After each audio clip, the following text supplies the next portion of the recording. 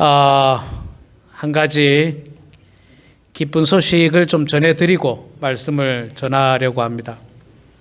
우리가 모든 성도님들이 기도했던 우리 그 오인섭 집사님,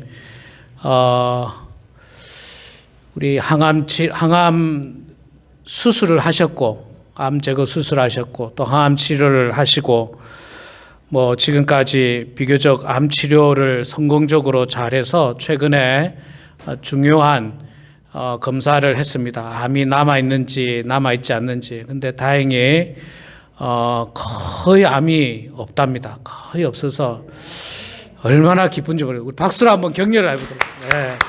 네.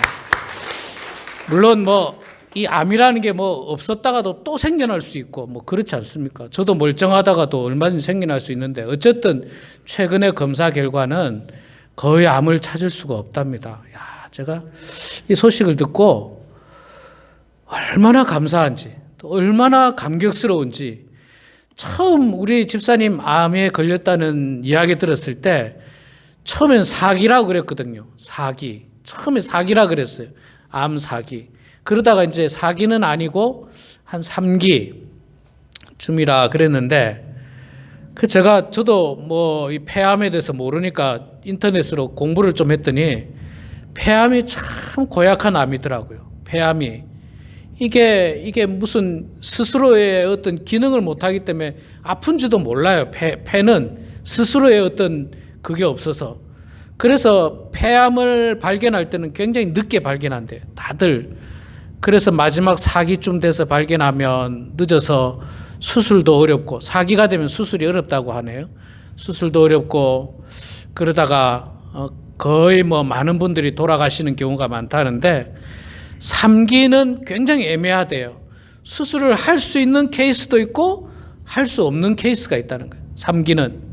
다행히 수술할 수 있는 케이스가 돼서 수술도 하셨고, 또 항암 치료를 받으시고, 지금 지난주에도 제가 잠깐 뵙고 오늘도 뵀는데 하루하루 좋아지시는 것 같아요. 얼굴도 좀 좋아지시는 것 같고 하루하루 좋아지시는 것 같아서 정말 놀랍습니다. 정말 놀랍고 정말 기적이라고 말할 수밖에 없는 것 같습니다. 참으로 감사하고요.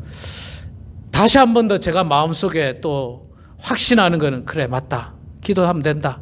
기도하면 된다. 무슨 일이든지 기도하면 된다. 그런 생각을, 확신을 또 갖게 됐어요. 그래서 여러분들도 어려운 일들 만날 때마다 기도하십시오. 기도하시고, 하나님은 불가능한 일이 없으십니다. 하나님께서 움직이시면 다 하실 수 있다는 확신을 가지시고 기도하는 여러분들 다 되시기 바랍니다.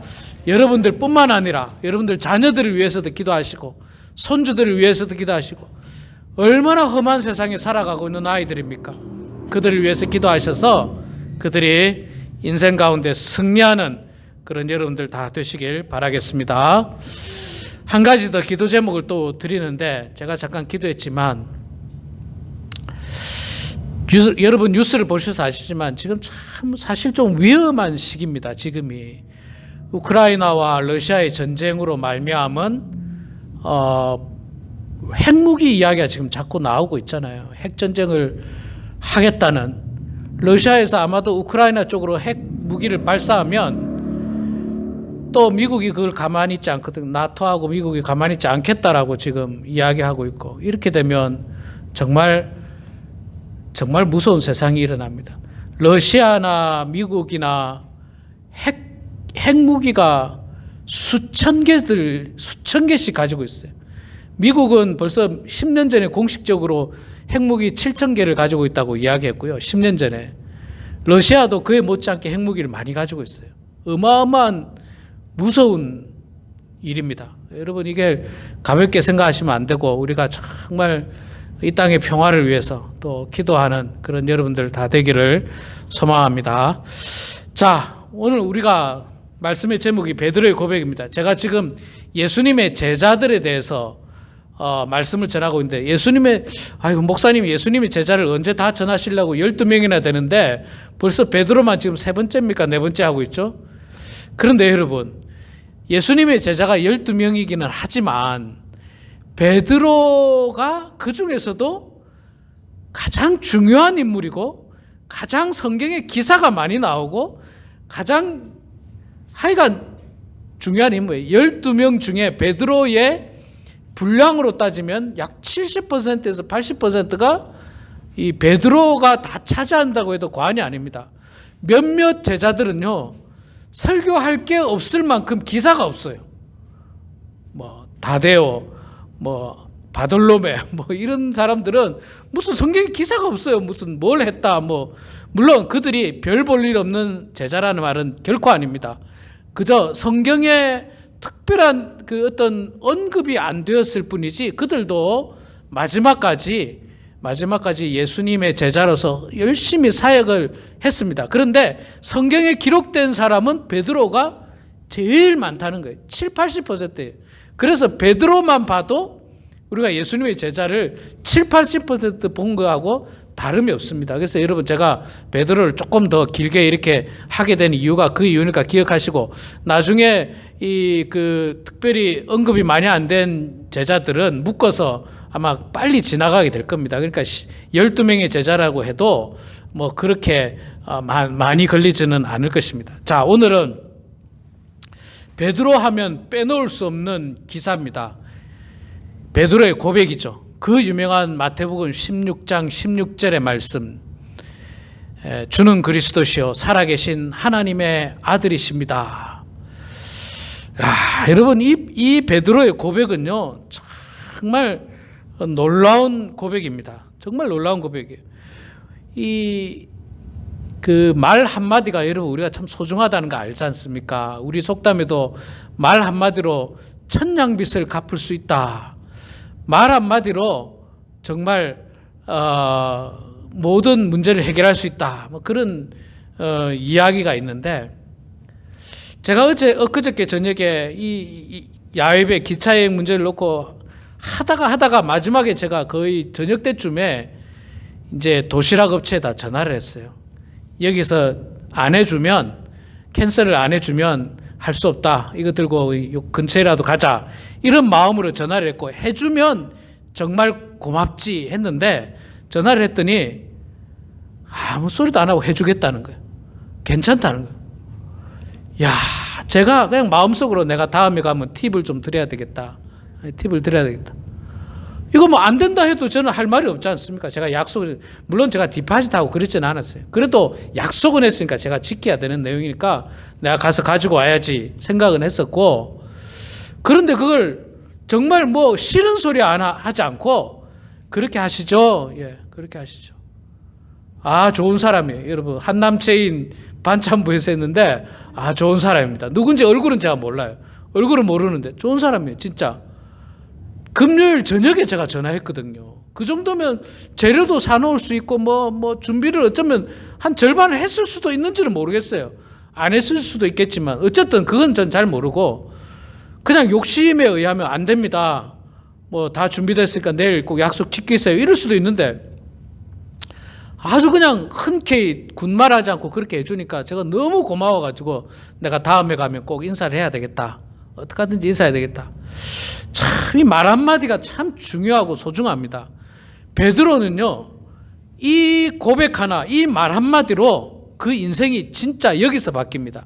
원래 베드로의 이름이 뭐였다고요? 베드로의 원래 이름 뭐라고요?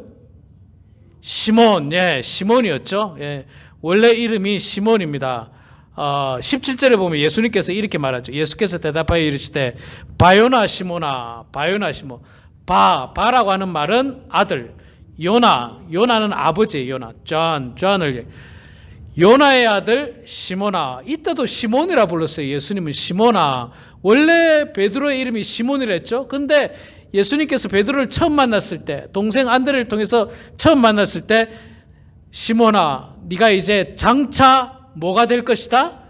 게바, 반석, 베드로. 그 말이에요. 네가 이제 장차 반석이 될 것이다 라고 이야기했는데, 그 말하고 그 다음날 바로 반석이 된 게 아니에요. 게바가 된 게 아니고 시간이 지나서 한참 지나서 오늘 말씀 본문에 이르러서 베드로가 이 고백을 한 이후에 바요나 시몬아, 내가 복되도다. 내가 이제 네 반석 위에 교회를 세우겠다라고 했을 만큼 이 말 한마디가 정말 베드로의 인생을, 시몬의 인생을 완전히 뒤바꿔 놓는 놀라운 사건입니다. 자, 오늘 이 사건을 우리가 자세히 한번 좀 찾아보려고 하는데, 이 당시 상황이 사실 어떻느냐면요, 이 말이 어디서 있었냐면 빌립보 가이사랴라고 하는 지방이었습니다. 이 빌립보 가이사랴라고 하는 지방은 당시로는 이스라엘이 아니었고 이방 지역이었습니다. 갈릴리 북쪽에 있는 이방 지역이었어요. 그리고 가이사랴라고 하는, 가이사가 황제 아닙니까? 가이사, 시저, 영어로 시저죠. 시저, 가이사. 이 가이사가 자신의 이름을 두고 도시 이름을 많이 정했어요. 옛날에는 황제들이 도시 이름을 지을 때마다, 신도시 이름을 지을 때마다 자기 이름을 짓습니다. 알렉산더 시리, 또 카이사 시리, 요즘도 그렇게 합니까? 사람 이름을 써서 도시 이름을 만드는. 옛날에는 그렇게 많이 했어요. 그래서 이스라엘에는요, 지금도 있는 가이사라고 하는 도시가 있어요. 가이사랴라고 하는 도시가 있는데, 그거는 그 요빠 해변에 있는 가이사랴고, 여기는 해변이 아니고 내륙이에요. 내륙입니다. 북동쪽에 있는 내륙입니다. 이름이 똑같아요. 가이사랴. 그래서 또 황제가 자기의 이름을, 퍼스트 이름을 따서 빌립보 가이사랴라고 이름을 이렇게 나눕니다. 빌립보 가이사랴라고 하는 이방 지역으로 살짝, 경계 지역인데 살짝 그쪽으로 가셨어요. 왜 그쪽으로 갔느냐? 이 사건이 있기 직전에 무슨 일이 있었냐면 세례 요한이 죽임을 당한 사건이 있었습니다. 헤롯에 의해서 세례 요한이 죽임을 당하고, 세례 요한이 죽임을 당한 이후에 예수님을 추종하거나 예수님을 따르는 무리들을 계속해서 핍박했습니다. 사람들은요, 세례 요한이, 예수를 보면서 세례 요한이 다시 살아났다, 그런 소문도 돌았거든요. 그렇기 때문에 예수를 믿는 사람들을 핍박하는 일이 많아졌습니다. 외부적으로는 예수를 믿는 사람을 핍박하는 대적이 있었고, 내부적으로는 또 무슨 일이 있었느냐면요, 이 사건이 있기 직전에 오병이어의 기적의 사건이 있었습니다. 보리떡 5개와 물고기 2마리로 5,000명을 먹이는 사건이 있었어요. 그 사건이 있으니까 예수님을 따르는 무리들은 예수님을 왕으로 추대하려고 막 모였어요. 자, 그러니까 대적들은 예수님을 어떻게 하든지 죽이려고 공격하고 있고, 내부에 있는 예수님을 따르는 무리들은 예수를 그냥 빨리 이스라엘의 왕으로 세우려고 막 추종하고 있었고, 그러니까 예수님께서 빨리 그 자리를 떠나신 거예요. 자리를 피하신 겁니다. 자리를 피하셔서 빌립보 가이사랴라고 하는 지방에 이르러서 브레이크 타임을 가지신 거예요. 좀 쉬시는 거예요. 사역을 잠깐 쉬시는 거예요. 잠깐 쉬면서 이제 제자들에게 물어봅니다. 얘들아, 제자들아, 사람들이 나를 누구라 하느냐? 사람들이 나를 누구라 하느냐? 그랬더니 제자들이 하는 말이, 더러는 세례 요한, 더러는 엘리야, 어떤 이는 예레미야 선지자 중에 하나나이다. 세례 요한이라고 말하는 이유는 앞서 말씀드렸듯이 세례 요한이 죽었지 않습니까? 죽었는데 이 세례 요한이 억울하게 죽은 걸 백성들이 다 알아요. 억울하게 죽었으니까 세례 요한이 살아났다, 예수를 보고 세례 요한이 살아났다, 그렇게 말하는 사람도 있었습니다. 그 다음에 어떤 사람은 엘리야라고 했는데, 여러분 엘리야 선지자, 구약의 선지자 기억나시죠? 갈멜산에서 바알과 아세라 우상의 제사장들과 싸워서 이겼던 그 엘리야 제사장. 이 엘리야 제사장은요, 아주 특별한 삶을 살았는데, 그 특별한 삶이 뭐냐면 엘리야 제사장은 죽지 않았습니다. 엘리야 선지자는 죽지 않고 어떻게 되셨습니까? 회리바람을 타고 하늘로 올라가신 분이에요.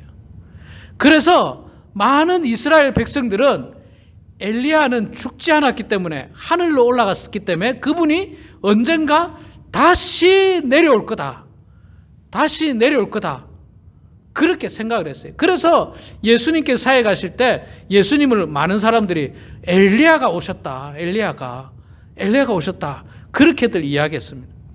또 어떤 이들은 눈물의 선지자인 예레미야 선지자가 왔다, 다른 선지자가 왔다. 뭐 소문이 뭐 이런 사람 저런 사람 많잖아요. 뭐 소문이.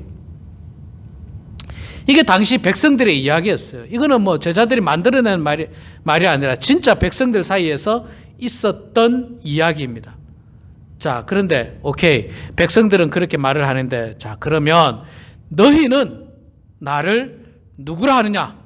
너희는 지금 3년 동안 나랑 같이 동고동락 했는데 너희들은 나를 누구로 생각하느냐? 이 질문을 예수님께서 제자들에게 했습니다. 제자들에게 했어요. 한 사람에게만 한 게 아니라 제자 모두에게 했어요. 그런데 그 질문에 대한 대답을 가장 먼저 시몬 베드로가 대답을 합니다. 시몬 베드로는요, 우리 지난주에도 봐서 알지만 나서기를 좀 좋아해요. 무리를 걸어온 예수님 보고 예수님 나도 무리를 걷게 해주십시오. 아주 그냥 다혈질적이면서 나서는 걸 좋아해요. 나서는 걸.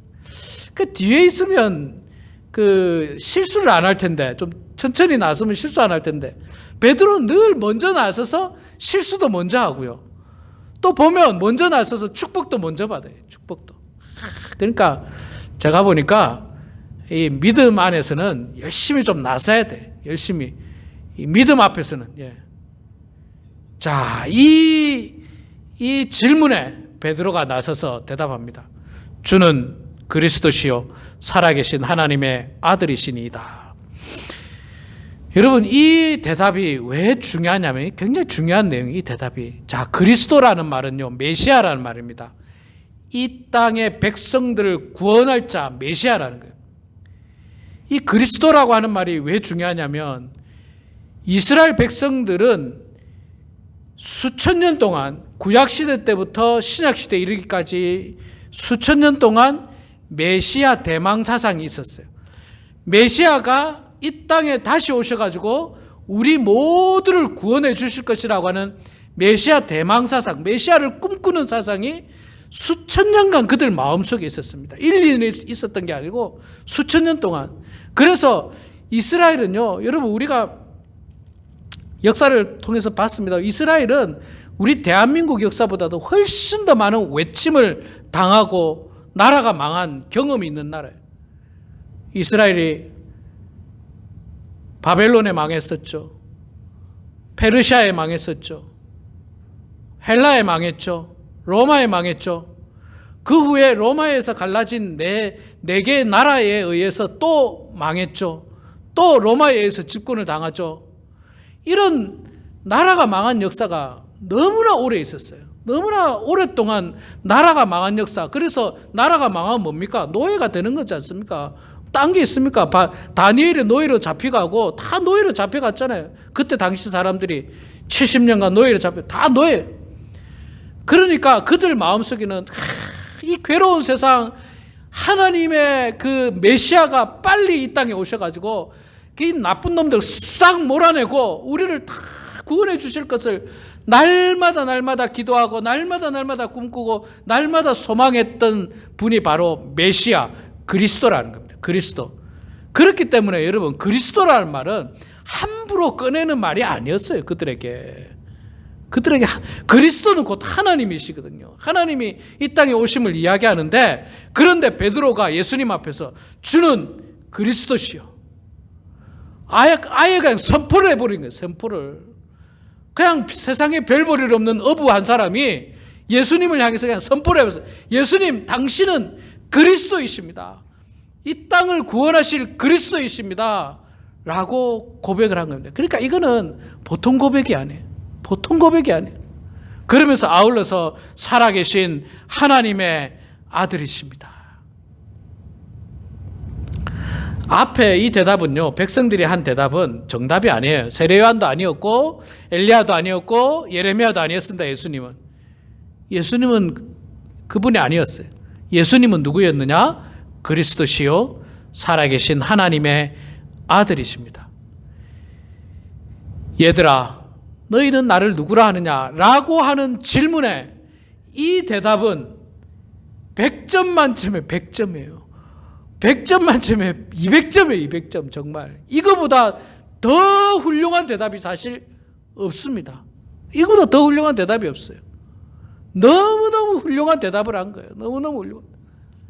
어쩌면 제자들도 마음속에 이런 마음을 가졌을 수도 있고, 또 어쩌면 제자들 마음속에서는 하나님의 아들이긴 아들인데 우리랑 같이 다녀보니까 뭐 예수님도 우리하고 똑같은 사람이던데, 배고플 때 배고파하시고, 슬플 때 눈물 흘리시고, 기쁠 때 웃으시고, 좀 그렇지만 화장실도 가셨지 않겠습니까? 우리하고 똑같은 거예요. 별반 다를 게 없는 거예요.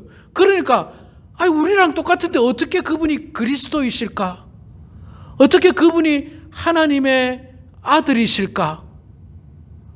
그렇게 우리가 생각할 수가 있는 겁니다. 제자들 가운데는 그럴 수도 있다는 겁니다. 그럼에도 불구하고 베드로는요, 담대하게 주는 그리스도시요 살아계신 하나님의 아들이십니다라고 그런 담대하게 고백했어요. 이 고백이 얼마나 떨리고 얼마나 감사합니까? 여러분들 옛날에 고백해 보셨죠? 옛날에 연애할 때 고백 안 해보셨습니까? 연애할 때 사랑합니다 라고 고백 안 해보셨어요? 프로포즈 안 해보셨어요? 프로포즈. 그때 그 떨림과 그때의 어떤 굉장히 진지한 그 순간, 베드로가 지금 예수님을 향해서 마치 프로포즈와 같은 고백입니다. 저는 이 고백을 좀 중요하게 생각하거든요. 여러분, 옛날에는 제가 주보에다가 제 이메일 주소를 적어놨는데, 제 이메일 주소가 jhs9577입니다.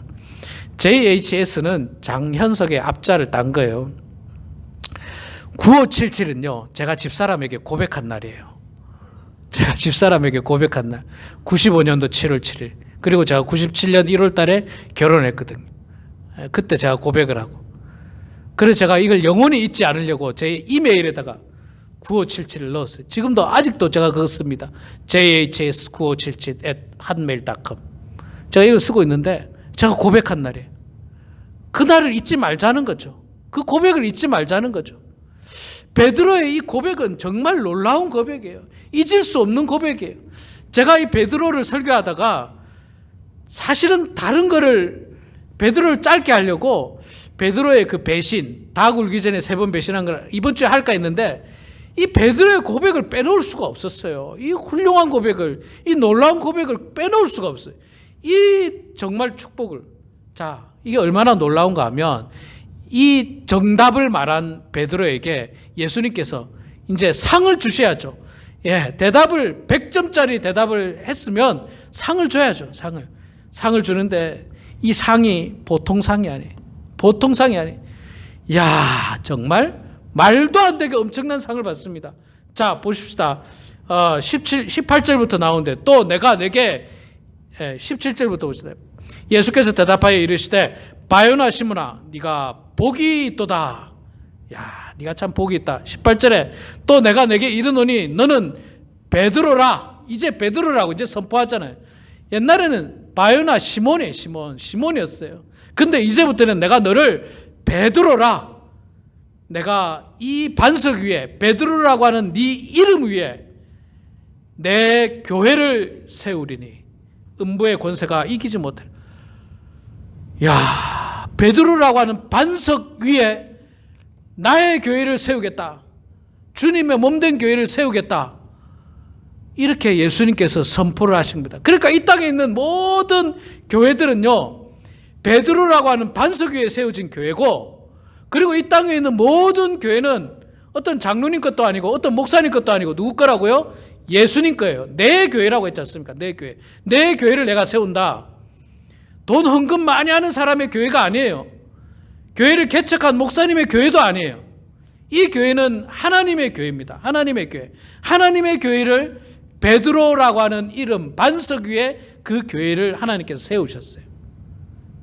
그 교회를 세우셨어요. 나는 떠나도, 우리는 떠나도 이 교회는 영원히 하나님의 교회이기 때문에 존재하고, 그 교회는 여전히 살아서 말씀을 증가하고 또 복음을 증가하는 데 사용되어야 하는 것입니다. 베드로에게 이런 축복을 주셨어요. 그냥 며칠 전까지만 해도 어부였는데, 얼마 전까지만 해도 어부였는데 늘 실수 많고 늘 그냥 과격했던 베드로, 과격했던 사람이었는데, 그런데 그 베드로라는 반석 위에 예수님께서 내 교회를 세우겠다. 저는 이것도 놀라운데요. 이 다음 축복은 더 놀랍습니다. 이 다음 축복은 정말 19절에 보니까요. 내가 천국 열쇠를 베드로 너에게 주리니 네가 땅에서 무엇이든지 매면 하늘에서도 매일 것이요 네가 땅에서 무엇이든지 풀면 하늘에서도 풀리리라. 자, 이 말을 굉장히 간단하게 말해볼게. 베드로야, 내가 너에게 천국 열쇠를 줄게. 네가 열어주는 사람은 들어가고 네가 잠그는 사람은 못 들어가. 그 말이에요, 그 말. 이런 축복이 어디 있습니까? 이런 축복이 천국의 열쇠를 베드로에게 주시겠다. 천국의 열쇠를 베드로에게 줘서 베드로가 땅에서 매면 하늘에서도 매이고 베드로가 땅에서 풀면 하늘에서 다 열릴 것이다. 어마어마한 축복을 주셨어요. 그런데 그 축복이 베드로가 봉사를 열심히 해서 했습니까? 성경을 많이 알아서 그랬습니까? 엄청나게 뭘 했습니까? 기적을 베풀었습니까? 전도를 많이 했습니까? 그게 아니라 진심 어린 고백을 통해서 이런 축복을 받았다는 거예요. 진심 어린 고백을 통해서. 진심 어린 고백. 여러분, 저는 그래서 이 고백이 참 중요해요. 고백이. 그래서 저는 있잖아요. 여러분, 우리 임직식 같은 거 할 때 저는 반드시 그 사람의 입을 열어서 고백하게 만듭니다. 고백하게 만들어요. 이번 3월 달에도 사실은 제가 그분들에게 다 고백을 하게 했고 시간을 줄이기 위해서 주보에다가 그 고백을 기록했죠. 기억나십니까? 고백을 다 기록하겠어요. 저는 제 결혼식 할 때 이 고백을 하지 않습니까? 선언 고백을 하는데 고백을 할 때도 보통은 사회 주례하시는 목사님이 뭐뭐 하겠습니까? 그러면 예만 하지 않습니까? 저는 그렇게 안 했어요. 제가 다 읽었어요. 제가 할 고백을 제가 다 읽었어요. 집사람도 집사람의 고백을 다 읽었습니다. 그 고백문을 아직도 가지고 있어요. 고백문을 아직도 가지고 있습니다. 고백이 굉장히 중요해요. 고백이 중요해요. 이것만 보면 우리가 알 수 있지 않습니까? 베드로가 봉사를 많이 해가지고 헌금을 많이 해가지고 전도를 많이 해가지고 지금 이런 축복 받았습니까? 아니요. 고백이었어요. 진심 어린 고백이었어요. 하나님 앞에서 진심 어린 고백. 그 고백 하나로 베드로는요, 그 반석이라는 이름 위에 하나님의 교회가 세워지고 세상의 모든 교회들이 세워지고 또 베드로에게 천국 열쇠를 쥐어주셨다는 거예요. 천국 열쇠를. 베드로가 풀어야 열리고 베드로가 잠그면 다 잠기는 거예요. 베드로가 잠기면. 세상에 이런 엄청난 축복이 어디 있습니까? 제가 그런 꿈을 꿔봅니다. 하나님께서 나에게 천국 열쇠를 주면 얼마나 좋을까? 나에게 천국 열쇠를 주면 얼마나 좋을까? 너는 들어가고 너는 못 들어가. 이걸 나에게 준다면 얼마나 놀라운 일일까? 물론 그건 하나님 저에게 주시지도 않을 거지만 그렇다면 엄청난 축복이에요. 엄청난 축복. 말할 수 없는 축복이에요. 말할 수 없는 축복. 우리 사랑하는 성도 여러분, 고백이 참 중요해요. 제가 새벽기도마다 꼭 하는 기도가 있어요. 뭔지 아십니까? 사도신경이죠. 사도신경으로 신앙 고백을 하는 거예요. 매일마다 고백해요. 여러분, 이게 매일 하다 보면 어떨 때는 형식적으로 빠질 때도 있어요. 매일 하니까. 그런데도 지난 10년간 새벽마다 사도신경으로 신앙 고백했어요. 왜냐하면 이 사도신경은 고백이거든요. 말 그대로 신앙 고백이거든요. 전능하사 천지를 만드신 하나님 아버지를 내가 믿사오며 그 외아들 우리 주 예수 그리스도를 내가 믿사오니 이는 성령으로 잉태하사. 이 고백들이 나의 고백인 거예요. 매일 고백하는 거예요. 매일 고백. 매일 고백. 진심 어린 매일 고백. 그러면 하나님께서 이 고백만으로도 기뻐하시지 않을까.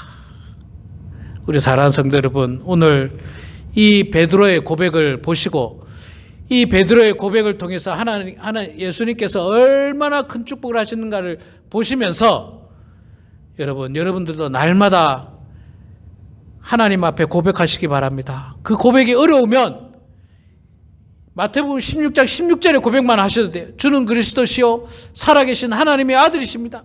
그것도 어려우면 사도신경으로 여러분 고백을 해보시기 바랍니다. 그 고백이 여러분의 인생을 바꾸고 그 고백이 하나님께서 예비하신 축복으로 임할 것을 믿고 날마다 주는 그리스도시요 살아계신 하나님의 아들이라는 고백을 통해서 영광을 올려드리는 축복받는 그런 우리 모두가 되길 주의 이름으로 축원합니다. 기도하겠습니다. 사랑의 아버지 하나님, 은혜를 감사합니다. 저희들을 주님 사랑하여 주셔서 오늘도 주님 전에 나와 예배드리게 하시니 고맙습니다. 세상에 평범했던 어부 베드로가 예수님 앞에서 주는 그리스도시요 살아계신 하나님의 아들이십니다라고 하는 진심 어린 고백이 그의 인생을 바꾸고 그의 삶을 바꾸고 또 그가 엄청난 축복을 받았던 것처럼 하나님, 우리도 날마다 그 베드로의 고백을 통하여 주께 영광 올려드리며 축복받는 저희들 다 되게 하여 주시옵소서. 예수님의 이름으로 기도드리옵나이다. 아멘.